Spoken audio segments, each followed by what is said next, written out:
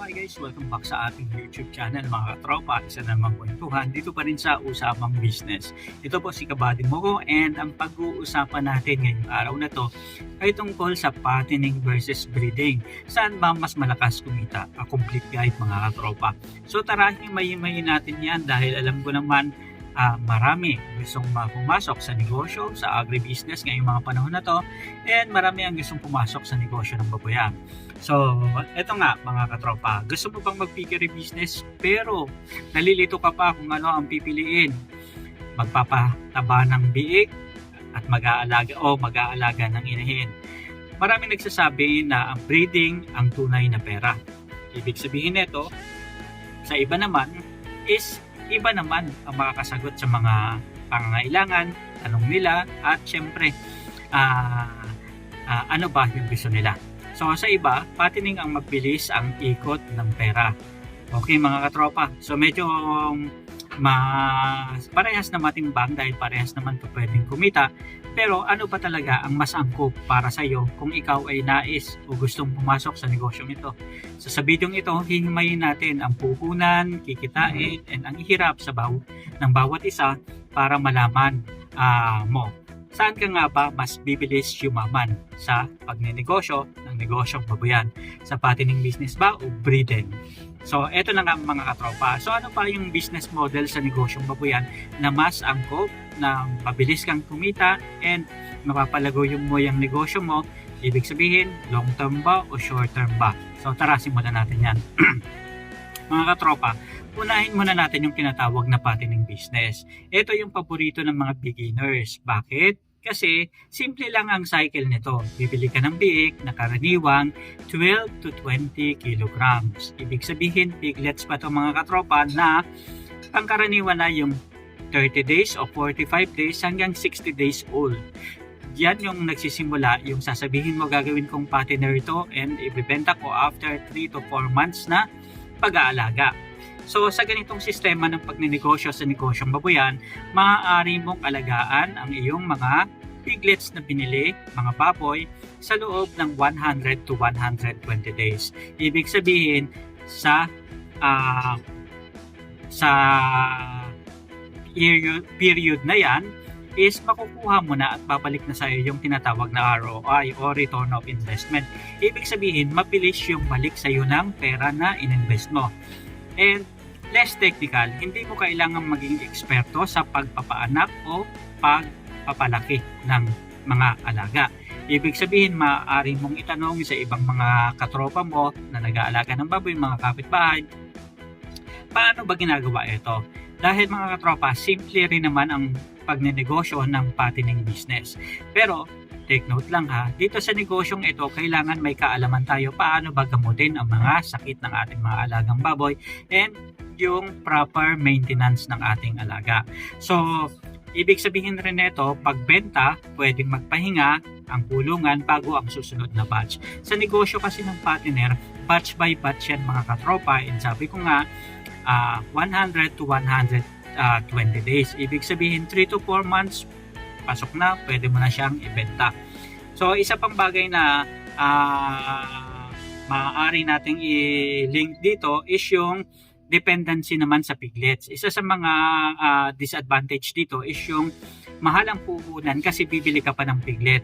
Sa ngayon kasi mga katropa, ang piglet naglalaro ng 4,000 to 5,000 per head. And ibig sabihin yan, kung 10 piglets ang bibilhin mo, 50,000 kaagad ang puhunan na ilalabas mo sa piglets pa lang yan. And idagdag pa natin yung feed price sensitivity. Ano bang ibig sabihin nito?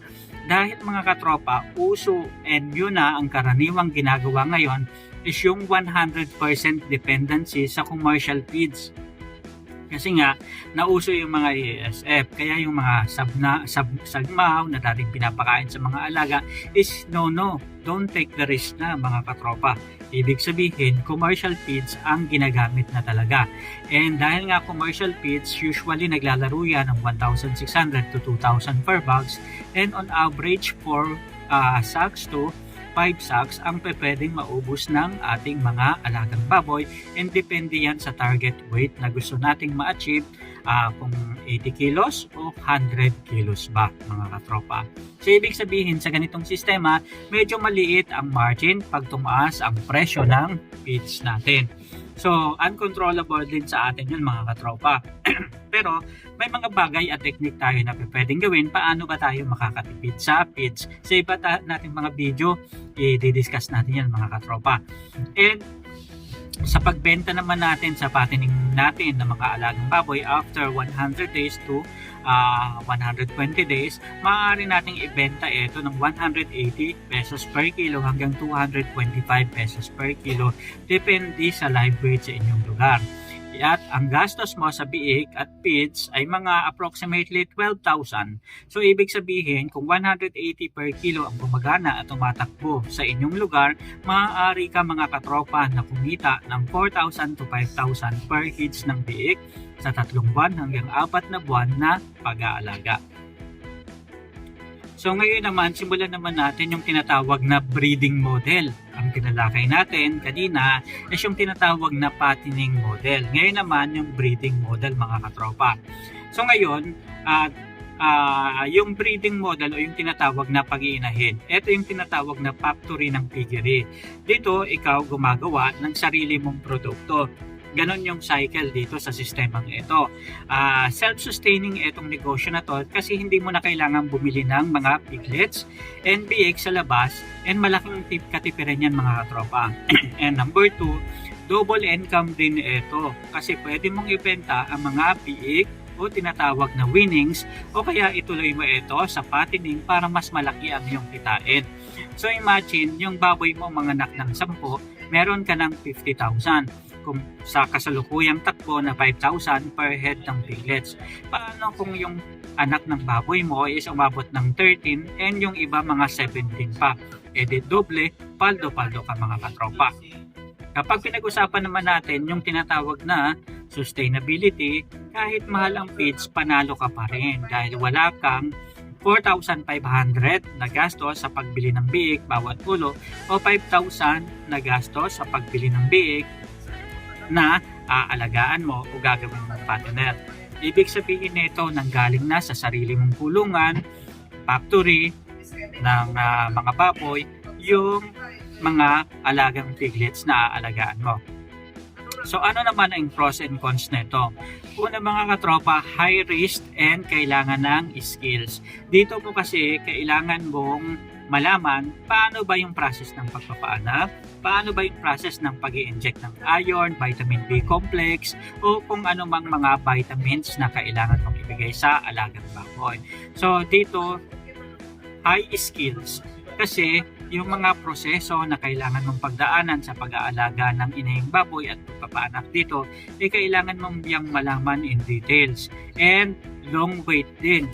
Aabutin ng halos 1 taon bago ka makakita ng unang malaking kita, wait for pregnancy and nursing growth. Ibig sabihin ang span ng pag-aantay para makapanganak yung baboy is halos aabutin ng 1 taon. Kasi kung aalagaan mo yung inahing baboy mula piglets pa at palalakihin mo ng 8 months, 8 months pa yan bago magsimula ang maglandi. Maybe 5 months maglalandi na yan, pero hindi pa ideal na papulugan. Kaya kailangan maghintay na umabot ng 8 months para maging hubog na yung katawan nito and prepared, handa na para magkaroon ng anak. Ayan. And ibig sabihin nito, yung mature na rin yung pangangatawan ng baboy para at least kayang-kaya na talagang mag-anak ng marami.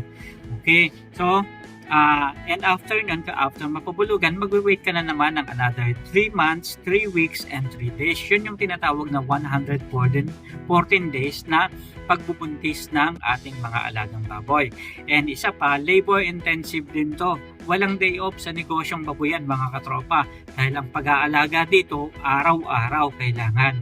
Pero, yun lang nga, happy ka dahil namomonitor mo ang iyong mga alagang baboy. Ito na. I-summarize natin para mas malinaw mga katropa. Mas malaki ang initial sa breeding pero mataas ang recurring cost sa fattening.